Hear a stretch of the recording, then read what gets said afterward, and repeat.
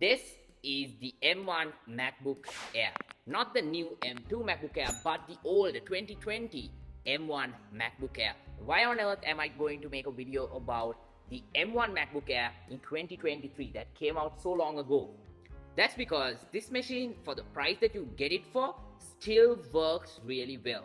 Would you believe that this machine is still able to handle all of my Final Cut edits? Plus, it's able to have about definitely more than 10-hour battery life for the work that I put in. Apple is rating it at about 18 hours, but I'm getting about 10 hours of battery life on this on a typical day. Then on top of that, this machine is still lightweight, still has, all the keys in the keyboard right over here. Doesn't have the touch bar, so it doesn't drain any more battery. Still runs the latest operating system from Apple, macOS Ventura, and on top of that, you can still find it at a really affordable price. That, I think, is the killer point here. And the most important thing is when you compare this to the M2 MacBook Air, the spec bump is mine, I would say.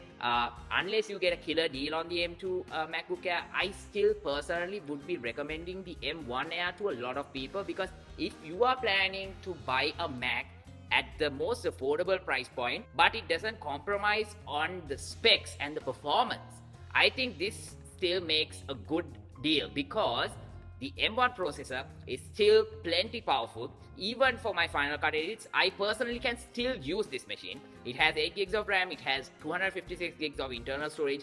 Those two are not, great when I compare it to my, the MacBook Pro that I personally use, the 16-inch one. But that one costs like 4 times the price of this one, right? So then for that, does it really make sense for the average consumer to go ahead and pick up that kind of machine? Or if you're looking for the cheapest possible Mac that you can buy that has really good performance, I think this one still is great. Doesn't have any fans, so it doesn't make much noise. I personally don't think this needs the fans anyway. Even my Pro doesn't really kick up the fans unless I really push it to the limit with like a heavy render. But if not, day-to-day operations, even on my 16-inch is like really quiet. So this one is also able to handle it quite well.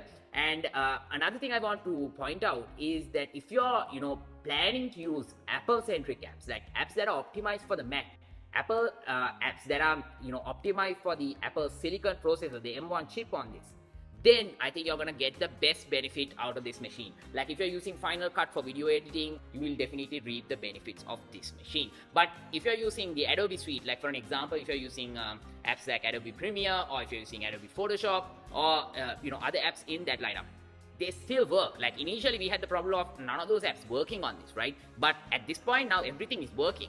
But it's just that the performance, when you compare it with the apps that are really optimized for Apple Silicon, like especially the Final Cut versus the Premiere battle, still you can really see a major difference in this one. So I personally would be recommending you to go ahead with the Apple-centric apps, because I'm a Final Cut editor now full-time. I stopped using Premiere a long time ago when I switched to Mac completely. So now, like I've told in previous videos, I only use Macs for all of my work. It just works. The battery life is great, performance is great, so I don't need any other machines. My MacBook Pro 16-inch is my primary machine for everything that I do. No matter if I want to write a script or I want to get a video edited or something like that, it just works great. So for this one also, if you get this for a light user, for someone who's planning to just kickstart their YouTube channel, great option, because you're going to be doing some mediocre video editing, right? So this one will be great. But at the same time, you want to get some scripts done, still works great, because keyboard is great, trackpad is great, and it has the gestures, and the OS is really optimized. It works really well. So because of all of those reasons, I think this one you can make a compelling case as to why this is really worth for the price that you're gonna pay for it, right? Even brand new, you can pick this up with the student discount for about $8.99, or regular price is at $9.99 USD. So that's that. And also don't forget, you can find killer deals on this used, right? If you can find a great used machine with a low cycle count, you will be able to get a bargain price. And on top of that, you will still be able to get that really good performance. Unless, like I said before, unless you find a killer deal on the M2 MacBook Air, I personally would still recommend the M1 MacBook Air, right? Because for the price that you pay, the performance you get on this is superb. I would go as far as to say that unless you are planning to pick up a Mac Mini to use with your own monitor, which is priced at about $599 right now in 2023, and with the student discount you can get it at $499. But you need to get a separate keyboard, you need to get a separate mouse, you need to get a separate display. But this one has everything, has great battery life, has the display.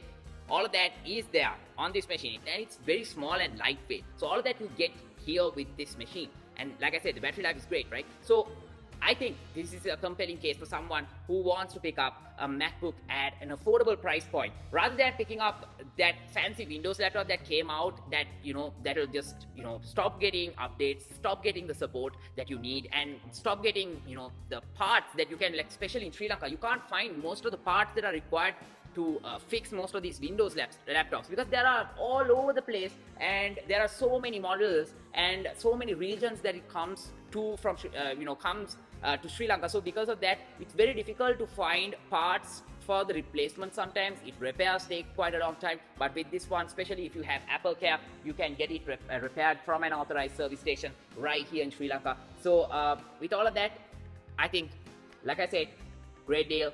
Don't buy the M2 MacBook Air, buy this one instead. And that's my point, and that's what I wanted to share with you guys. So with all of that being said, guys, if you guys are new to my channel, go ahead and smash that subscribe button right now. Go ahead and follow me on social media. I'm at Andro Dollar. The links are given down below in the description.